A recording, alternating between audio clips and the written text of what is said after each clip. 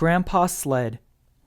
When your grandpa was a boy, Laura, Sunday did not begin on Sunday morning, as it does now. It began at sundown on Saturday night. Then everyone stopped every kind of work or play. Supper was solemn.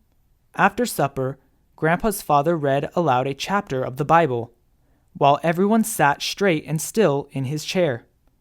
Then they all knelt down, and their father said a long prayer. When he said amen, they got up from their knees and each took a candle and went to bed. They must go straight to bed with no playing, laughing, or even talking. Sunday morning they ate a cold breakfast because nothing could be cooked on Sunday. Then they all dressed in their best clothes and walked to church. They walked because hitching up the horses was work, and no work could be done on Sunday. They must walk slowly and solemnly, looking straight ahead. They must not joke or laugh or even smile.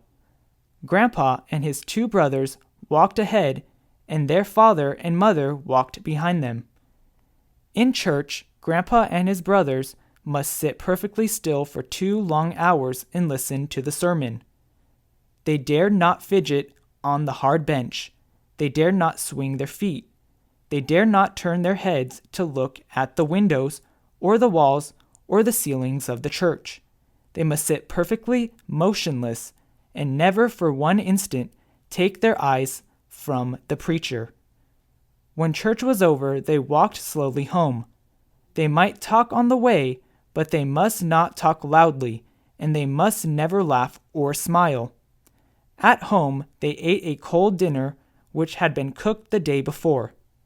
Then all the long afternoon, they must sit in a row on a bench and study their catechism, until at last the sun went down and Sunday was over. Now Grandpa's home was about halfway down the side of a steep hill. The road went from the top of the hill to the bottom, right past the front door, and in winter it was the best place for sliding downhill that you can possibly imagine. One week, Grandpa and his two brothers, James and George, were making a new sled. They worked at it every minute of their playtime. It was the best sled they had ever made, and it was so long that all 3 of them could sit on it, one behind the other. They planned to finish it in time to slide downhill Saturday afternoon. For every Saturday afternoon, they had 2 or 3 hours to play. But that week, their father was cutting down trees in the big woods. He was working hard and he kept the boys working with him. They did all the morning chores by lantern light and were hard at work in the woods when the sun came up. They worked till dark, and then there were the chores to do. And after supper, they had to go to bed so they could get up early in the morning. They had no time to work on the sled until Saturday afternoon. Then they worked at it just as fast as they could, but they didn't get it finished till just as the sun went down Saturday night.